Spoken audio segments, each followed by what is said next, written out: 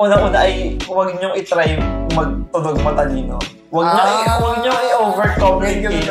Huwag niyong i-overcomplicate yung mga bagay-bagay. Kasi parang ang goal ng thesis ay parang lahat ng nakuha mong information, ma-present mo siya in a way na maiintindihan ng tao. Kailangan sa thesis ay para ka pa rin nagkakwento. Na dapat yung flow ng pagkakasulat mo simula sa introduction mo hanggang sa conclusion mo, you're telling a story na parang ito yung nangyayari, ganun.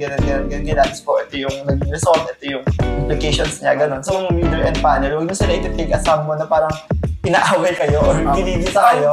Kasi pakinggan defense so parang may dinidefensehan ka talaga na parang ina-atake ka nila. Yun yung dating mo. Pero hindi, kasi pag sa defense naman, lahat ng sasabihin ng panelist and leader mo, it's something na makakapagpa-improve ng paper mo. So, i-take nyo, isipin mo kung ano yung babanggitin nila, ano yung mga suggestions nila, ano yung mga parang criticisms na sa paper mo, ay something na makakapag-improve ng paper mo.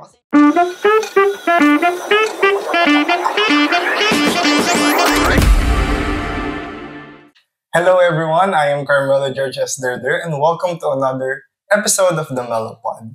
And for today's topic, ang pag-uusapan natin is all about thesis. So, ayun, since sa UP, thesis season na naman, so start na naman ng paggawa ng thesis, and ako bilang third year student din ng UP, medyo napapressure na rin akong mag-isip ng thesis topic. So, for today, nag-invite ako ng isang special guest. So, napaka-special ng guest na to kasi he is the awardee ng Best Econ Thesis Award last year.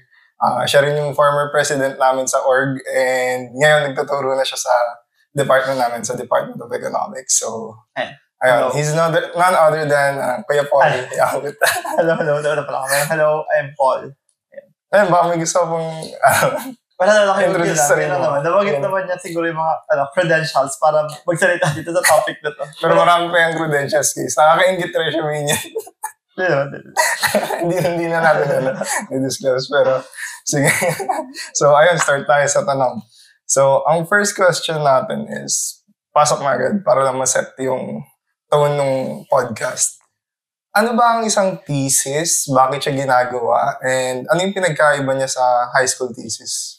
Ayan, sige. Doon muna sa ano ba ang thesis. So, basically yung thesis, parang siyang research paper na parang nagiging culmination ng lahat ng natutunan nyo. Kunyari, 4-year course sa economics, 4-year course. Parang culmination siya ng lahat ng natutunan mo simula first year hanggang 4th year, or lahat ng natutunan mo, lahat ng courses. Tapos parang paano ma-apply lahat ng natutunan mo. Parang kumbaga in the real world. Kasi diba usually gano'n naman sa thesis. Parang you choose a topic na parang sa tingin mo parang makakatulong or parang something that interests you na sa tingin mo ay parang may mabibigay kang ambag sa field of economics or sa mundo if ever ganun ka, parang kaganda yung isip mong topic. So, ayun. Tapos, anong difference niya sa high school thesis? Siguro, based on my experience, ay parang wala naman. I mean, like, syempre gets no high school, medyo siguro, in a way, mas mababaw yung topics na pinipili, ganun, or that's usually then, kasi sa UPLB, individual or solo yung thesis. Tapos, nung high school, syempre by group naman siya. Pero, I think, sa way ng pagsusulat, sa way ng paggawa, wala naman masyadong difference yung high school thesis sa undergraduate thesis. Siguro parang yun nga, mas may expectation syempre, mas magandang quality, mas, siguro in a way, mas complex yung topics. Pero hindi naman siya super duper na iba. Kasi in a way, parang research paper pa din naman siya. Yan. So, ayun. Tinanong ko yung about sa high school thesis kasi syempre, third year student pa lang ako, wala pa naman talaga experience sa undergrad thesis. So, dun pa lang yung magiging parang reference ko sa kung ano ba ang isang thesis. Pero ayun, bilang third year student na rin ako, medyo marami na rin nagtatanong sa akin ng mga ka-org namin na parang, may thesis topic ka na mga ganun. Tapos ako, like, parang wala pa talaga sa isip ko, kahit third year na ako, next year na kami mag-thesis. Kailan ang thesis proposal sa LB? Thesis proposal sa LB ay nagsisimula first semester, pero usually kasi ng fourth year. Tapos before mag-start yung SEM, usually yung mga tao, kasi unahan sa advisory, syempre parang additional workload siya sa mga professor. So, usually mga prof tumatanggap lang ng mga siguro 3 to 5 na advices per semester. So, paunahan talaga. So, kung parang meron kang advisory na gustong kunin kasi parang aligned yung topic mo na gusto mo, or parang siya yung kilala mong expert sa field na yun or parang feel mo parang mag-work well kayo together. So, syempre, dapat mauna ka. So, usually, yung pag-propose ng topic, kasi yung topic pa lang, very, rough draft or very parang, basta ganun, ay, usually before the semester starts, ako personally, nag-start yung semester namin last year, nung fourth year ay parang end ng August. Tapos, mga first week or second week ng August, kinausap ko na yung advisor ko na parang, sir, gusto po kita ko ng advisor. Ito po yung proposed topics ko. So, ayun, feel ko naman, wag ka masyado ma-pressure. Na third year ka naman nakapag-topic kasi nga kami naman usually. Ganun. Tapos, malaking tulong din kasi sa pagpili ng topic ng thesis, yung internship. Kasi sa UPLB din, mid-year between third year and fourth year ay required mag-internship. Hindi required, pero dun prescribed na mag-internship. Parang prescribed na required ata talaga kasi unit siya. Required siya, pero yung kung kailan mo siya iti-take ay hindi naman super, hindi kasi strict na kailangan junior standing ganun. Pero usually, prescribed na i-take mo yung internship, yung mid-year before ka mag-start ng thesis. Kasi, kunyari ako, katulad nung sa akin, nag-internship ako sa isang consulting firm. So, super daming parang, nung time na intern ako doon, parang may 5 ongoing projects na iba-ibang topic. Merong about sa environment, tapos merong about sa parang mga iba't ibang policies, mga ganun. So, parang napunta kasi ako sa project development. Tapos, so nakita ko lahat ng previous projects nung consulting firm simula parang 1990s. Tapos parang sobrang interesting. So, parang dahil doon ako nakakuha ng parang mga topic na parang nag-peak ng interest ko. Parang, siguro pwedeng dito ako mag-base ng topic ko na parang pwede kong maging sort of inspiration or kaya parang pwede kong i-adapt kasi syempre iba't ibang lugar naman yung pinanggagalingan ng projects, baka pwedeng i-adapt ko sa kunyari sa community sa LB na parang ano yung magiging applicable. So, ayun, malaking tulong talaga and based din sa mga nakakausap ko na org-mates, friends, na usually parang dahil din sa internship, doon sila mas nakaisip ng topic or parang doon nila mas nakita kung anong field yung gusto nilang pasukin. So, ayun. Ayun, so ang next tanong ko noon is, yung pinapropose mong topic nun, yun na rin ba yung naging topic mo talaga? Yung pinapropose mo siya sa advisor mo? Ayun. Kasi advisor ko, si Sir Jeff. Hello Sir Jeff. Ang recommended niya, parang kapag magpapasa ka sa kanya ng topic, usually parang magbibigay ka ng 3 to 5 topics na parang ano gusto mong topic. 3 to 5 yun. Tapos, usually parang mamimili siya na parang ang ginagawa ni Sir Jeff. Itong topic na to, parang interested din siya. Kung gusto mong i-push through yun, parang, ayun, di siya mag-advisor sa'yo na yung topics. Actually, yung topic ko, medyo vague kasi. Parang, yung una kong sinabit na 5 topics na sinabit kay Sir Jeff, medyo vague siya. Parang may isa siya doon na nagustuhan, na sabi niya, gawin pa daw namin parang mas interesting. So, nag-suggest siya na kung paano pa parang mas dadagdagan ng something na parang mas interesting. Sa'yo, for context, yung thesis ko ay about sa faculty workload and parang discrimination sa faculty workload based sa marital status and gender. Tapos, ayun, parang unang pinapost ko lang ng teaser ay, parang gender discrimination pagdating sa faculty ng UPLB. Sabi niya, masyado daw vague. Parang gawin namin mas interesting na gano'n nga, i-incorporate yung civil status, tapos imbis yung common form ng discrimination na sa bayad, gagawin na parang sa workload, gano'n. So, yun, siya yung nag-suggest na. Tapos sabi niya, kung magbasa-basa daw ako ng mga parang if may makita akong papers tungkol doon, try ko magbasa-basa, tingnan ko din kung may makukuhang references. Tapos kapag nagustuhan ko yung topic, edi push ko kami doon. So yun, so parang after ko ma-receive yung email na yun sa kanya, nagbasa agad ako, nag-search na ako ng mga konting about kung may mga existing works na medyo related doon. Tapos meron naman, tapos parang binasa ko yung mga naging results, gano'n. Tapos ayun, naging interested naman ako. Tapos sabi ko kay sir ay, ayun, go na kami doon sa topic na yun. So yun, kaya doon ako napunta sa topic na yun. Actually, parang naaalala ko pa nga yung one time na parang nagkita tayo sa Tamnon. Ikaw lang yung tao sa Tamnon. Tapos yun pa yung topic mo na about sa gender. Pay gap lang din sa gender sa faculty. Tapos, next question ko is, yun ba? Talagang in line ba talaga sa interest mo yung naging topic mo? Or parang naging go with the flow ka na? In line naman siya. Kasi parang after ko, kasi nag-take ako ng kasi yun din, parang di ba sabi ko nga, yung thesis ay culmination siya ng lahat ng mga natutunan nyo sa buong 4 years mo sa university. So, nung third year kasi, bali yung semester before ako nag-internship and before mag-thesis, dun ko tinik yung Econ 181, Labor Econ. Tapos sobrang natuwa ako. Na-enjoy ko yung subject, yung course na Labor Econs. Parang ang saya ng Labor Econ. So, yun, nag-decide ako na labor econ. Actually, dalawang field lang. Yung doon sa 5 topics ko, parang madidivide mo siya into dalawang field. Yung isa ay either yun nga, labor econ, or isa na parang mas medyo vague na development econ na parang mas macro. Kasi yung thesis ko naging focus medyo micro econ. Mas macro siya na parang kasi ganung internship na parang may nabasa akong something about sa parang tourism, tapos yung effect niya sa economic conditions nung lugar, parang pati sa environment yun. So parang wala lang, interesting na siya. Tapos kaso naisip ko din na parang medyo mahirap maghanap ng data and stuff doon. Parang siguro parang mas madali for me na mag-labor econ. So yun naman. So yun, mas yung topic naman ay aligned din talaga sa interest ko when it comes to the field of economics na labor econ. So, yun nga. Tingin mo ba nag-contribute din yung interest mo talaga yung inaaral mo sa success mo? And tingin mo ba, ano talaga yung importance ng dapat inline sa interest mo yung... Ayun, dapat kailangan talaga inline sa kung anong interest mo yung magiging topic. I mean, for me kasi magbabasa, parang huge part ng pagsusulat ng thesis mo, siguro mga 40 to 50% ng buong time na i-google mo sa pagsulat ng thesis ay magbabasa ka ng yan, sa pang RRL mo, mga related literature, mga previous studies tungkol doon. Kung hindi mo na-enjoy yung topic, kung hindi ka parang interesado, tatama rin ka kasing magbasa, parang may isip mo siya as parang trabaho or parang work, parang burden siya na parang dami ko kailangang basahin. Kung interested ka dun sa topic, parang, mas magagalahan ka magbasa na parang iisipin mo na parang new learnings lahat ng mababasa mong bagong paper. So parang hahanap ka pa ng babasahin. So for me, maganda talaga na interested ka and gustong-gusto mo yung topic na sinusulat mo. Sa akin, interest ko din kasi nga talaga labor econ. Pero yung isa pa kasing awardee ng sa Best Envy Econ thesis naman si PG, or mate din namin.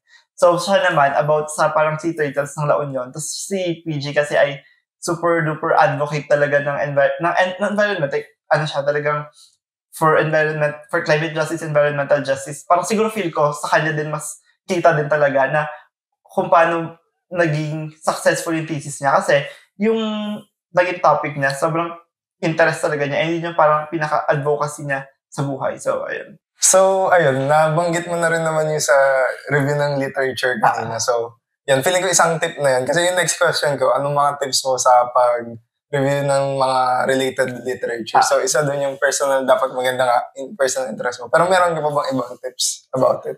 Ayun, yun yan. Kasi dun sabi ko kanina, wag mo siya isipin na parang burden. Isipin mo na parang lahat ng mababasa mong article, makaka-contribute siya dun sa paper mo. Kasi parang yun nga, marami kang matututunan. Parang siguro previously, hindi ka aware. Tapos parang, pwede palang ganito, may ganito palang nangyayari, ganun. Tapos, siguro mas technical na tip.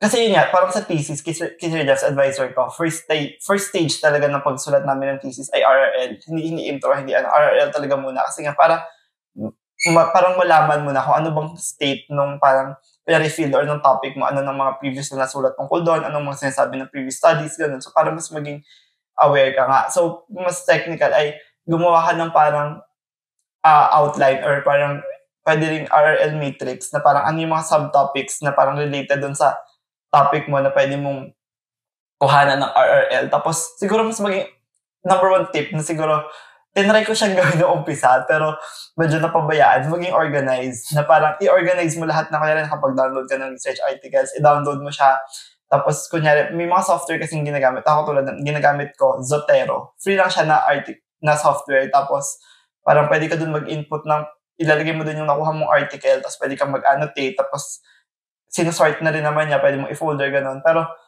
siguro nung umpisang stage ng RRL, sinusort ko pa talaga siya, tapos nung dulo na, nung parang natapos ko na yung first draft, tapos parang may pinarevise lang yung advisor ko, tapos parang pwede nang dagdagan ng ganitong topic. Yung mga inihabol kong article, hindi ko na na-sort ng ayos. So parang pagdating nung dulo na, nung nag-final revision, so talaga nung nakapag-defense and everything, medyo nahirapan akong balikan. So ayun, siguro wag nyo katamaran na i-organize lahat ng articles nyo para hindi kayo nahirapan. Kasi minsan katulad nun, naalala ko na may isip ako na parang nabasa ko na to kung saan, parang yung gusto kong i-point out sa thesis ko, nabasa ko na siya sa isang article, tapos ang kalat na nga, mga nabasa ko, hindi ko na maalala saan, parang isa-isahin ko pa, babasahin ko pa ulit, tapos parang ang hirap. So, yun, isang tip yun, na i-organize nyo na agad-agad. Tapos, isa pa ay, huwag abstract lang at results ang basahin. As much as possible, basahin niyo yung buong paper. Kasi yun nga, parang, gets naman na abstract ay parang summary nga ng everything. Tapos sa results, usually doon naman yung kailangan. Pero marami rin kasing nuances na siguro parang partially mawawala kapag hindi mo binasa yung buong article. So maganda na mabasa mo talaga siya sa whole. Siguro pwede na kunyari, basahin niyo muna yung article, yung abstract. Tapos parang doon yung engage na parang ay baka hindi ko na parang hindi pala ganoon kalapit sa topic. So yun, pwede yung i-scrap muna or parang ipagpaliban yung pagbabasa doon. Pero pag kunyari, based sa abstract, maganda yung parang feel nyo talaga makakatulong siya sa paper, basahin nyo ng buo yung yun lang naman siguro mga tips ko sa pagsulat ng RRL. Ay, dun sa pala, kasi yun nga, sabi mo, parang nag-make sense din naman na parang ang pangit kung yung abstract na mabasahin mo kasi like, a short chunk lang siya, tapos ilang pages madalas sa mga research papers. Pero, meron ka bang technique para mas maging efficient sa pagbabasa ng mga RRLs? Lalo na yun nga, masyado siyang mahaba. And syempre, time is, a resource naman talaga. So yun nga, inauna mo ba munang basahin yung abstract, tapos ano yung sunod mga binabasa? Ang ginagawa ko, binabasa ko muna yung abstract, tapos kapag parang feel ko okay talaga siya, magamit ko siya, na-jump ako sa results and discussion, tapos pag okay talaga, saka ko siya babasain ng buo. Kasi possible nga na parang kunyari, yung doon sa abstract pa lang, mapansin mo na parang hindi siya masyadong helpful. Pwede, hindi mo total scrap, pwede pagpaliban mo na parang pag mas may more time ka, para ang mas gugulin mo na mas mabasa mo ng buo, yung mga parang paper na feel mo, makakatulong talaga sa research. Pero siguro, ayun, when it comes to efficiency, efficiency, pero talagang time consuming siya. Ayun nga, kasi malaking portion ng pagsusulat ng paper mo, ng thesis mo, ay yung pag-google ng oras sa RRL, sa pagbabasa ng related literature. Doon sa paghahanap ng mga RRL, kasi naalala ko nung high school, again, sa high school ang basis ko. Minsan, sa Google Scholar lang din kasi ako naghahanap. Tapos, madalas ang mga nakukuha kong mga RRL, may bayad. So, like, paano yung mga ganong scenario? Ayun, may mga ganong scenario din. Isa yun sa super duper laking challenge when it comes sa pagsulat ng thesis. Kasi nga, ang daming magagandang papers na parang may nakatago behind a paywall. Pero, kaya sa UPLB, very lucky na maganda yung library services ng UPLB. So, maraming ang tawag dito? Maraming website or maraming resources. Maraming resources na offered free for students. Kaya yung Open Athens. So, pag nagpa-verify ka ng ID mo sa library, automatic, bibigyan ka ng account sa Open Athens. So, sa Open Athens, makaka-access ka ng iba't ibang journals, tapos, Marami namang pwedeng ma-access. Though yun nga, marami pa rin talagang bukod. Hindi naman, kahit marami nang na-offer yung library natin, ay marami pa rin talagang, parang nakakapanghinayang na parang, ay sayang, ang ganda sana ng paper kasabayan. Though, meron namang mga website na illegal na pwede mong gamitin to open mga articles na hidden behind a paywall. Kasi parang medyo parang malaking controversy or topic pa din kasi siya talaga when it comes sa academia. Yung parang access to papers. Kasi nga, parang di ba supposedly knowledge is for everyone naman dapat pero kasabayan. Tapos pa siguro, isa ring tip na nagamit ko. Tapos, kasi nabasa ko lang din siya online. Parang yun nga, kasi nga di ba parang behind the paywall naman usually yung mga article. Tapos, sinasabi naman nila na yung mga may bayad na journal, hindi naman talaga napupunta yung pera, yung binabayad mo sa article, mostly doon talaga sa journal yung napupunta. So, pwedeng itry mo na, kasi di ba, nakalagay naman doon yung contact details, yung email ng author. Try nyo mag-reach out personally through email doon sa author na parang sabihin mo na nagsusulat ka ng thesis na ganong topic, tapos parang yung came across yung isang paper nila na parang pwede mong magamit. Nagawa ko siya ng thesis ko. Pero marami akong in-email. Kaso sadly, parang isa lang yung nag-reply. Pero nakuha ko, nabigyan niya ako ng copy ng paper na gusto ko. So yung iba, ayun nga, kailangan mo talaga gumawa ng paraan. Minsan, illegal na website. Pero ayun din. Pero I think naman yung services ng library ay marami ka na rin namang makukuha na. So, very thankful din na maganda yung naging resources na nabibigay ng university when it comes to access sa papers. Bukod dun sa mga nabanggit kanina na like, yun nga, yung parang naging problema mo sa, ay, nabasa ko na to pero hindi ko mahanap. Tapos yung gano'n na mga paid na resources, mga may bayad. ano yung mga other challenges na na-face mo sa IRL? Meron pa ba na hindi ka nabanggit? Wala naman. Pinakamalaking challenge lang din kasi talaga yung paghahanap ng articles tapos kung paano mo siya ma-access kasi yun, isa sa pinakamalaking challenge talaga kasi nga, ayun, parang nakakapanghinayang kasi na parang kunyari nabasa mo yung abstract or nabasa mo yung a few pages ng article tapos biglang potol. Yun naalala ko rin ng high school talaga ganyan. So ayun, yun yung pinakamalaking challenge. So minsan talagang may iba na pag totaling wala talagang way to access. Parang, i-give up mo na lang din talaga kahit nakapaghinayang. Pero, ayun, wala naman masyadong challenge. Siguro yung sa access lang din talaga to, So, ayun, moving on sa methods naman tayo, sa RL methods. Same questions lang din naman sa RL. Sa methods, what factors influence your, yun muna, what factors influence your research design sa methods? Ayun. Sa natutunan ko sa advice ko kay Sir Jeff talaga ay hindi ka makakapag-decide sa kung anong method yung gagawin mo unless nandiyan na yung data sa harap mo. Ayun, personally kasi nangyari nun. Parang sa anong proposal ko, ang methodology lang na nakalagay dun sa paper ko ay simpleng OLS regression lang. Kasi nga yun yung talaga sinabi ni Sir na hanggat wala kang access dun sa data, hanggat wala ka pa dun ng data na gagamitin mo, hindi mo talaga alam kung anong babagay na method dun sa data. So, ayun, ang ginawa nun, parang, nung start ng second sem, kasi secondary naman yung data ko, so galing sa university lang din. So, medyo umabot ng siguro almost a month before ko nakuha completely yung data. Pero ayun, tapos after nung dumating, nag-try ako ng iba't ibang method. Siguro parang naka-4 or 5 na iba't ibang statistical methods na ginamit. Tapos 2 lang dun yung nagamit ko kasi 2 yung parang, yun yung 2 na pinaka-fit dun sa study ko. So ayun, parang, yun yung parang siguro isang misconception din. Kasi pag kunyari, nung recent, di ba nag-start na kasi yung, ang tawag dito, ang thesis writing stage ng mga seniors nga. So, Sir Jeff kasi roommate ko din sa office. So, pag may nagkakonsult sa kanya, minsan nakikinig din ako. Tapos yun usually yung tanong na parang, Sir, paano po yung method nito? So yun nga, parang, huwag niyo muna isipin. Kaya proposal stage pa lang naman. Huwag niyo muna super duper isipin or parang mag-focus dun sa method. Kasi nga, hindi ka sure talaga kung yung data na makukuha mo ay babagay ba dun sa method na naiisip mo. Kasi possible nga na. Kunyari, di ba, nasa proposal ko na method ko ay parang OLS regression lang siya. Sobrang hindi bagay yung method na yun dun sa data ko kasi totally walang significant na variables and gano'n. Pero dun sa other methods na tinry namin, na ayun, dun mas pasok. Yun din yung mas magandang fit. Depende dun sa data na nakuha. In making sa method naman, ano yung mga challenges na na-face mo? Challenges sa method. Medyo, kasi syempre parang di ba, ang econometrics natin ay tinitake ng second year, second sem, saka first year. First sem ng third year usually.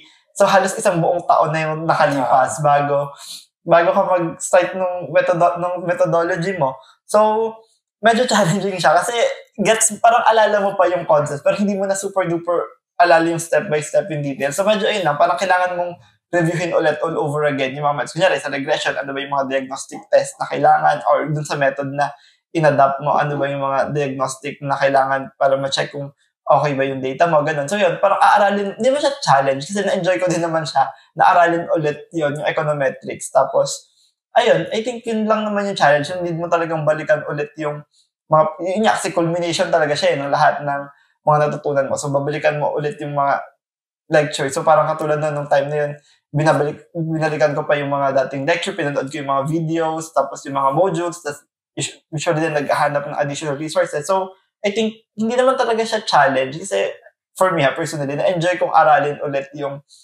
econometrics for my thesis. Pero ayun, siguro, in a way, yun nga, parang yun yung medyo tedious na part ng methodology mo kasi parang mag-aaral ka ulit. Ang pumapasok lang sa isip ko ngayon, parang ang swerte nyo kasi online kayo dati. So, recorded yung videos. Ngayon ka, fudge. Parang puro modules na lang babalikan ko, wala kami yung video.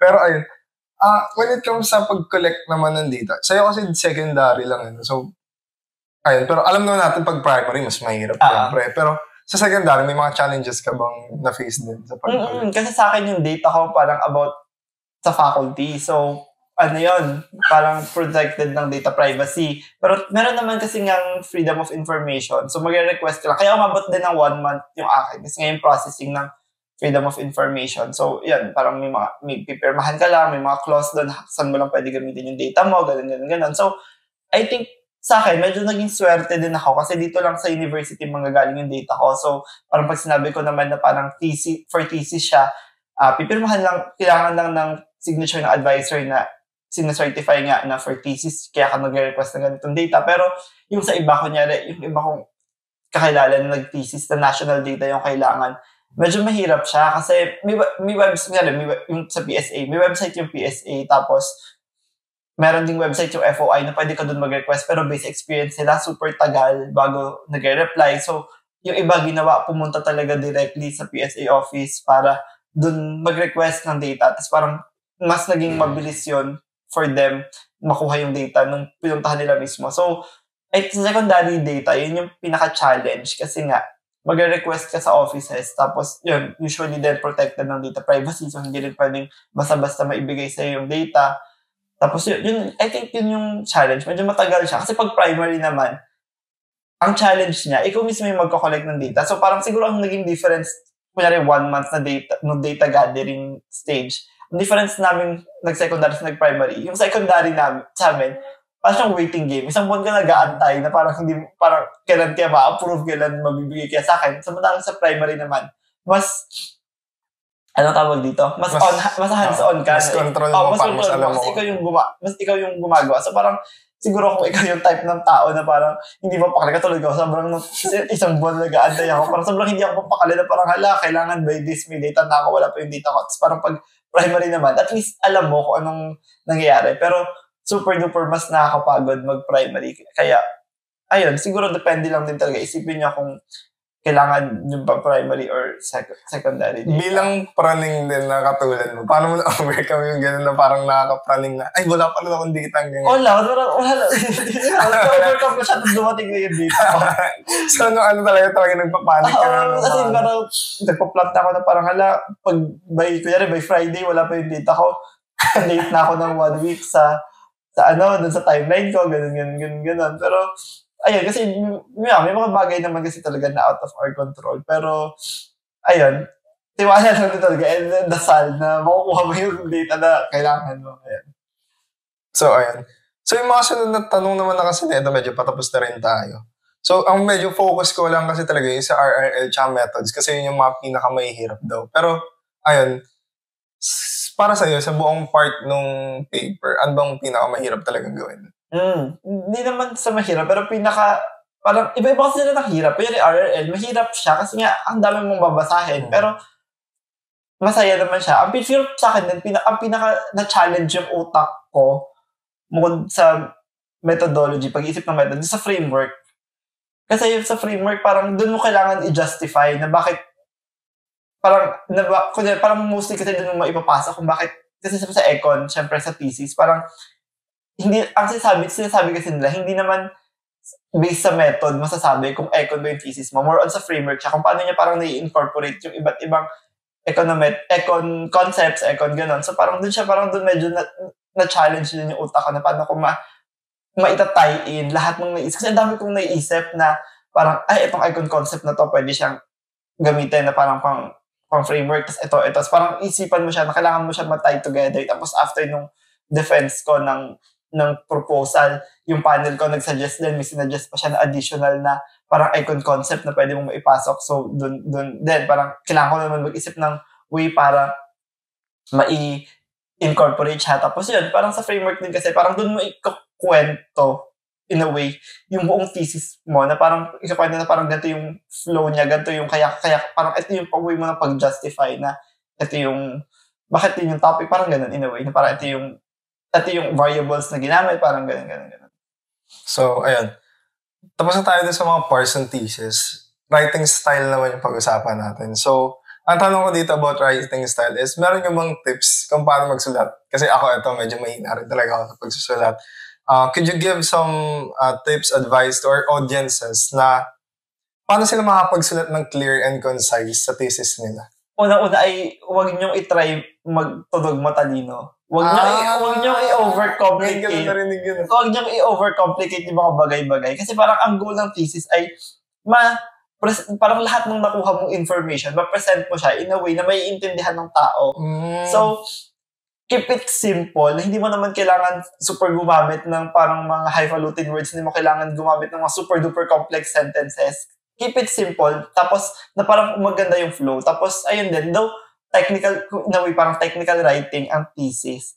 Ang sinasabi ni Sir Jeff lagi sa amin, yung advisor ko, ay kailangan sa thesis ay para ka pa rin nagkukwento. Na dapat yung flow ng pagkakasulat mo simula sa introduction mo hanggang sa conclusion mo, you're telling a story na parang ito yung nangyayari, ganyan. So, ito yung naging result, ito yung implications niya, ganun. So, para ka nagsusulat talaga ng story, hindi siya kailangan super duper technical na parang in a way robotic na. So, parang ganun. So, kahit technical paper siya, parang try to tell a story pa din na ito yung nangyayari ito yung nangyayari dun sa topic mo, ito yung nangyayari based sa mga nakuha mong data, tapos, ayun, so, yun yung tip talaga, ay, kasi parang, di ba, parang sa atin, isip natin, thesis, so, dapat super duper ganda, super duper complicated. Hindi yung parang misconception yung ano.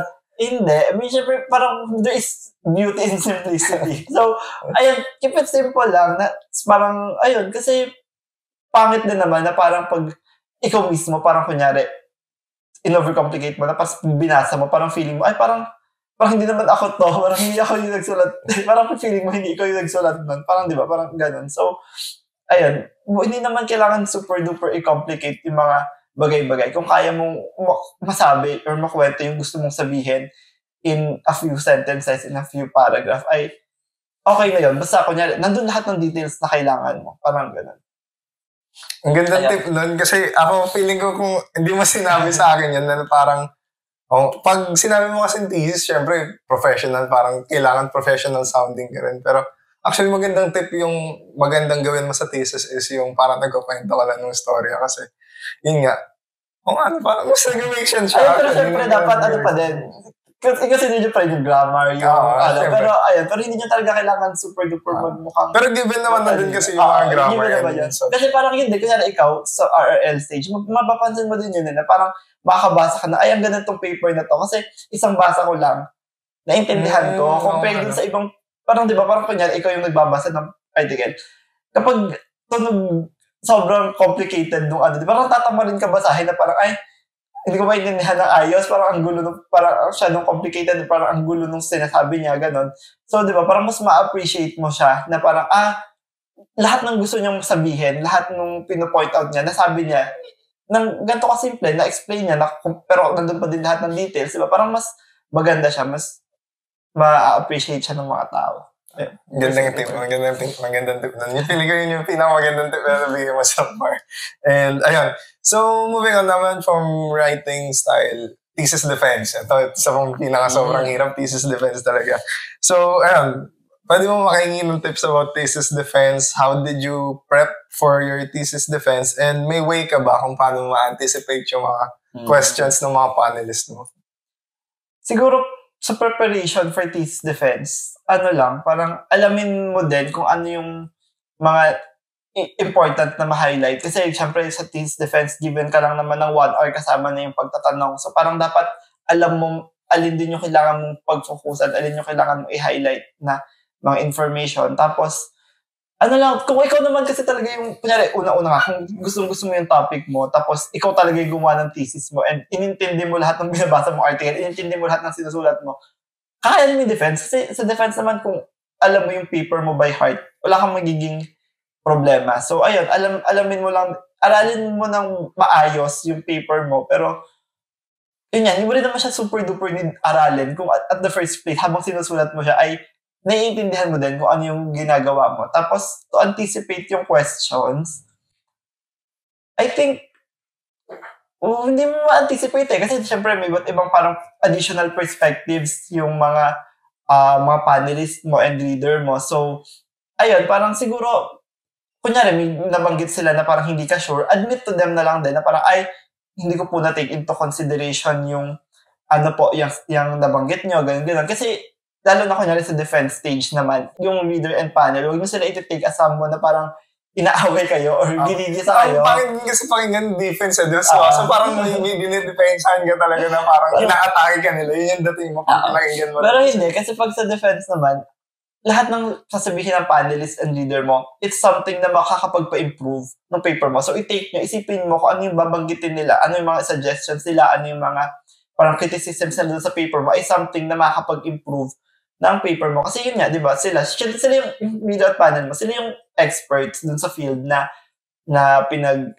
susulatan, na sinusulat mo. So, ayun, huwag nyo siya isipin na parang papasok ka ng defense, ay, gigisahin ako ng leader at panel. Isipin nyo na lahat ng sasabihin nila ay something na makakapagpa-improve dun sa sa thesis mo mismo. Yeah. Isang beses lang ba ang thesis defense? Hindi, may defense ka ng proposal. So, sa first semester, or sa first semester ka na nagtithesis, ang defend mo ay yung proposal mo. So, ang kasama doon ay introduction, RRL, framework, at methods. Tapos, sa second sem, dun yung final thesis defense. So, yung manuscript defense. So, yung simula intro hanggang results conclusion. Dun yung ide-defense mo. So, ayun, lalo na sa proposal defense. Kasi nga, proposal pa lang naman siya. So, pinapropose mo na gagawin mo tong thesis na to, na ito yung gagawin mo methodology, ito yung magiging gawin mo parang pagkuha ng result. So, marami silang possible na masuggest. Kunyari, parang yun din, parang si advisor ko noon, ang kinuha naming panel ay someone na parang magaling sa metrics or sa methods. So, parang sabi ni Sir Jeff, baka kami masuggest yung panelist baka habang nagde-defense ay may masuggest pa na parang possible na method. So, ganun. So, marami talaga silang i-contribute. Basta isipin mo na andun yung leader at panel mo to help you parang improve your thesis. So, bali sa after ng last defense mo, meron pa bang revisions nang mangyayari nun? Kasi syempre, may sasabihin pa sila, so may so, kunyari, sa first semester, may, di ba, kunyari, nag-defense ka ngayon yung defense mo, usually, parang mga 1 to 2 weeks, i-expect nila na makapag-revise ka. Though, kasi pag proposal naman, medyo mas lenient. Kasi, di ba, after naman ng proposal mo, mag-move ka na sa next step, yung methodology, yung pagsusulat ng manuscript. So, minsan, kahit habang yung mga revisions mo, pwedeng mas detailed na ma-incorporate mo na during the manuscript writing. Pero dun sa after ng manuscript, so sa final defense mo, binibigyan usually ng, depende. Kung maaga ka makapag-defense, edi mahaba yung time mo na makakapag-revise ka. Basta usually, before deadline ng grades, sa UPLB before deadline ng grades, dapat nakapag-revise ka na. Kasi before deadline ng grades, dapat napapirmahan na siya sa advisor, sa leader, sa panel, dapat napapirmahan mo na sa department chair, sa dean. So, hindi siya natatapos sa defense talaga. Marami pang revisions. Depende kung gaano ka daming revisions yung nire-request sa inyo. May iba naman kasi na parang, since maganda na kayong paper, very minimal na lang yung revisions na hinihingi. Ayun, so, na siguro, last question bago tayo mag-end ng isang pang-final words natin.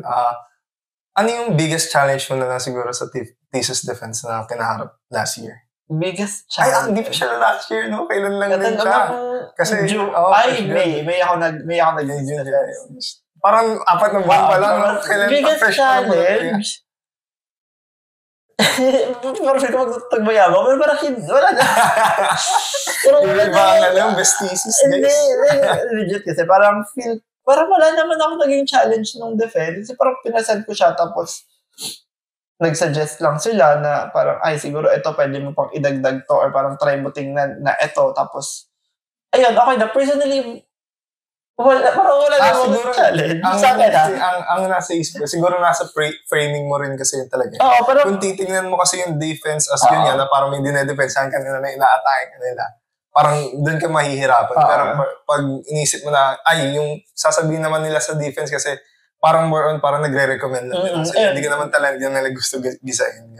Na parang ganun. Lalo na kung confident ka na rin naman sa thesis mo, ayun, parang kaya-kaya mo yung i-defend. So, ayun. Feel ko talaga. Pero, ayun, wala talaga. Parang, actually, enjoyable yung defense. Kasi parang lahat ng, parang alam mo yun, yung parang, yung buong pinaghirapan mo ng 1 year, masashare mo sa mga tao. Parang ganun. Ganun yung naging view ko na. Parang, ito, parang proud ako sa naisulat ko. Ganun. Parang ganun. Ayun. Pero ayun, yun nga. So, as we end the podcast na natin, hingi na siguro ng mga final words sa'yo na siguro ano yung pinaka-general advice mo na lang sa mga audience natin na magsusulat na or nagsusulat na ngayon and like, tingin mo ba, ito na lang, baka mas tunog mayabang na lang. Pero tingin mo, what set you apart ba sa mga ibang thesis? Tingin mo bakit naging awardee ka rin ng best econ? Actually, hindi ko alam. Kasi hindi ko naman talaga in-expect maging malalo ng best undergrad thesis. Kasi parang, admittedly, kasi nung diba sabi natin high school yung experience natin ng thesis. Sa amin kasi yun nga, parang sa high school ko, capstone yung tawag. Capstone. Tapos may group senior high school. Kami yung pandemic batch. Kami yung kami hindi nakapag-graduate face-to-face. Kami yung nakat yung last Kami rin, actually, hindi rin kami nag-research. May pandemic din nun.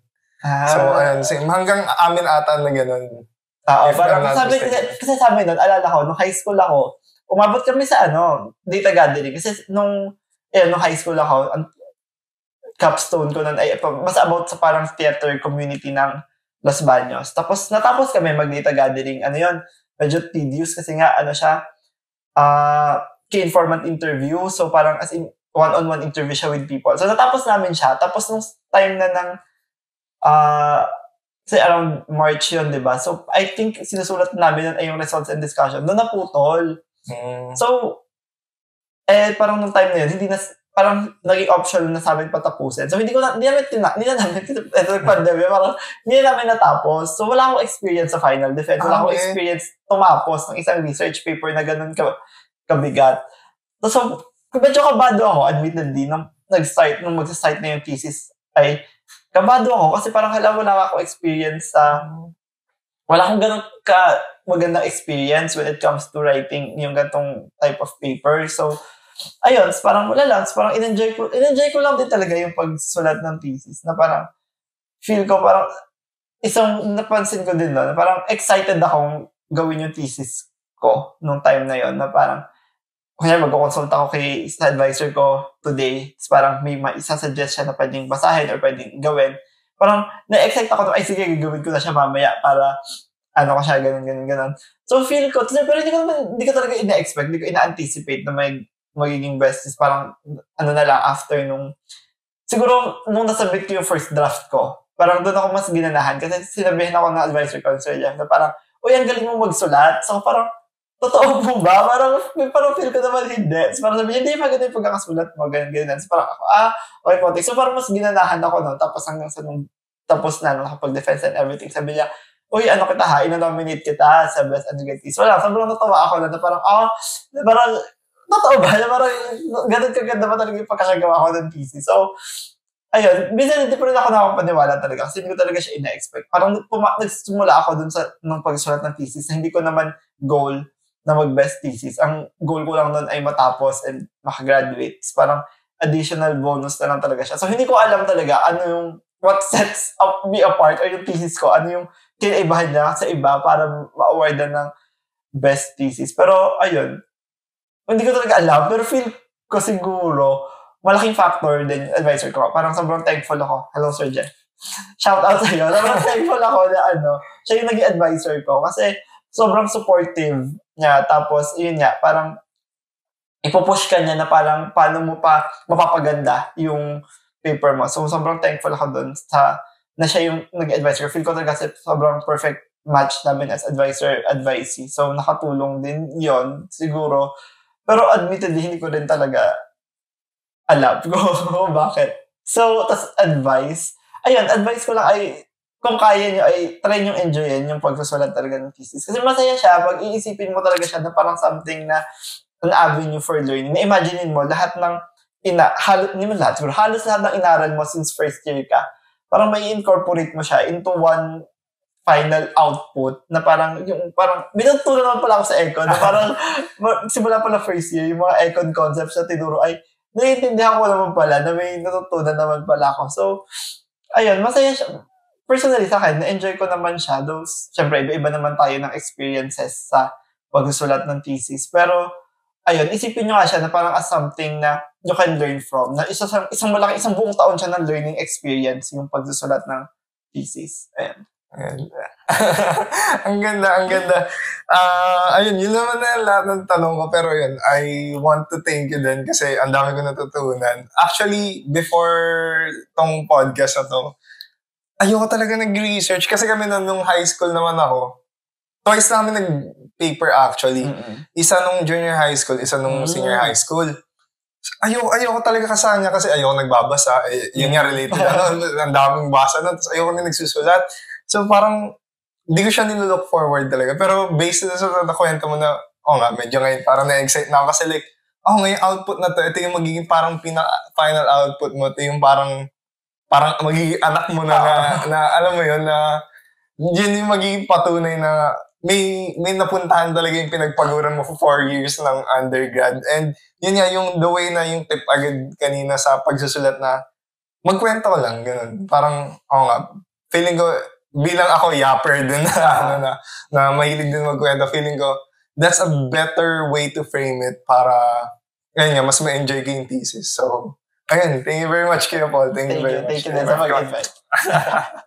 So, ayun, baka may promotions ka or something may gusto kong promote sa, Gusto promote? Wala naman. Enroll kayo sa BS Economics program ng UPLB kasi masaya dito. Dito nyo lang may experience ang solo thesis na siguro kinakatakutan ng mga tao. Pero, ayun, take it from me na masaya siya, na it's a good experience siya. Ayun. So, ayun, tapos na yung video. If umabot ka dito sa dulo ng video, we really want to thank you kasi nagstay ka and kinig ka. And if may natutunan ka and na-enjoy mo yung video, please don't forget to like and subscribe. And follow if sa Spotify ka nanonood. And all my socials are down below sa descriptions. And may email din ako doon if may mga gusto kayong questions for mga next podcast na gusto nyong pag-usapan. Feel free lang to email me in my email at ask@mellopod@gmail.com. So, ayun lang. Thank you very much. Thank you very much. Thank you. And bye. Bye.